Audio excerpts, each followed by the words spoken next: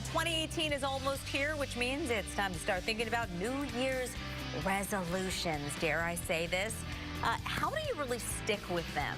I mean, you always feel like a fail around January 6th or so. At least that's for me. Just speaking for myself, Jared. We're talking with Dr. Sharon Thompson about some easy tools to help you achieve your goals. We were feeling lonely around here, but lonely no longer, thankfully. We've got a guest in studio. You know, we're just a couple of days away from the new year, and every January, millions of us set these resolutions to live better, eat better, exercise more, whatever, and then we quickly abandon them. So what can we do to stick with those resolutions? Dr. Sharon Thompson of Central Phoenix Obstetrics and Gynecology is here to kind of coach us into a healthier and happier 2018. Wonderful to see you.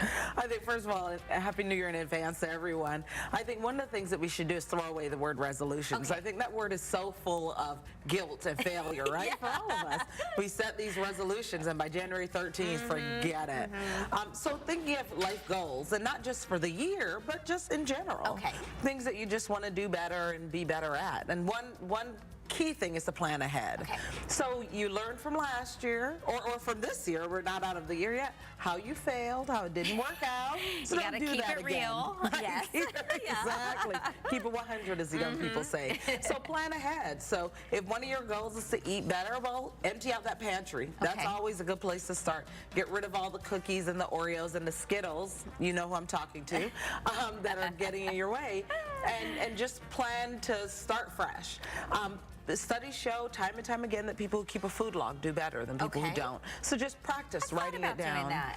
Yeah, it doesn't work for me, but for people for whom it works, Meal it's prep, great. we know Meal that. The one thing that I do swear by, and I know that that's on your list, is having your gym bag packed in the car. Yes. Even if you don't think that day you're going to have the time to make Absolutely. it. Someone may cancel that lunch Yes. date you planned, and then now you have the opportunity. So people who look at behavior change say you have to change your mind, but you also have to change your environment.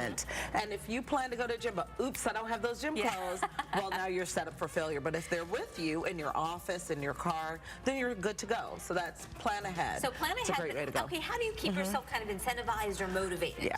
So there are all these great tools. One, a buddy is a great low-tech tool. Get a friend get the friend who's the nag, right? Get a friend. I've been wanting to do that for all these years. Maybe this will be my year. Will take food out of your hand. We all have that friend. Yeah. That friend is a great friend when you're trying to keep a goal. But then there are all sorts of tools to help you. You can make a money jar, give yourself money every time, or even worse, get that friend and pay them money when you don't go, because they will hold you to it. Okay. And you will get tired of making them rich. So these kinds of commitment tools, and there are apps that can do that too. Yeah. There's an app that I'm too scared to try. If you don't meet your goal, it will give money to a group you don't like. What? Oh, that's interesting. So I mean, if it goes to a charity you want to support, well, that's not so bad. But, man. So you got to know that you're ready to meet that goal. Oh, okay, that's a good motivation. a real way to help yourself keep your commitment. So in your office, I imagine that what you hear from patients time and time again is, I'm worried about my weight, or I want to change my ways and feel better. Exactly. And so start small. Oftentimes we start too big. We think, I have 50 pounds to lose, or, you know, I want to exercise 40 minutes a day every day. Start small. Start with 10 minutes. Okay. And 10 minutes maybe of walking. We all know how to walk. And if you're in a chair, you can start with moving your arms, right? So just start small. Start for a short period of time. If, that 10 minutes is over and you hate it, you're done. If the 10 minutes is over and you want to keep going, then keep going a little bit longer. Okay. And every day you can make it a little bit more, a little bit more. If you sit, start with standing. If you don't move, start with just moving a little bit more. So keep the goals small and extend them over time. Don't start with the huge goal. That's intimidating. None of us keep that up. And that way you're able to give yourself a little positive feedback, right? And if you put $1 in that jar for every 10 minutes and then treat yourself to something that's good for you, then, that can really help you keep going. Some new tennis shoes, some new workout pants, something like that. Oh, who doesn't love buying workout clothes? Whether you work out or not, they're so cute. You can still want to wear them all and they look good on everybody. Yes.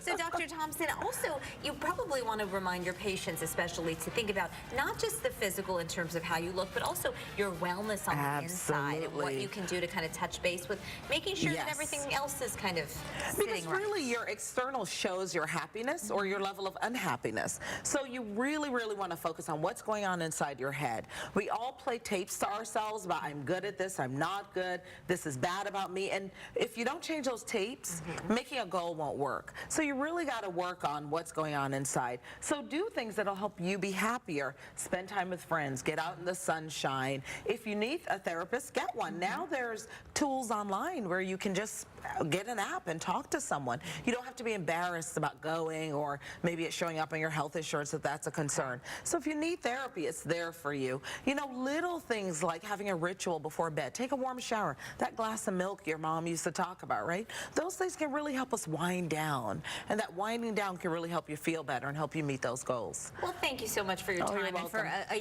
year of great health advice. A year of great health keeping and us happiness, feeling everybody. good. Thank you so much. If you want to Happy New contact Year. Dr. Thompson, she's at Central Phoenix Obstetrics and Gynecology.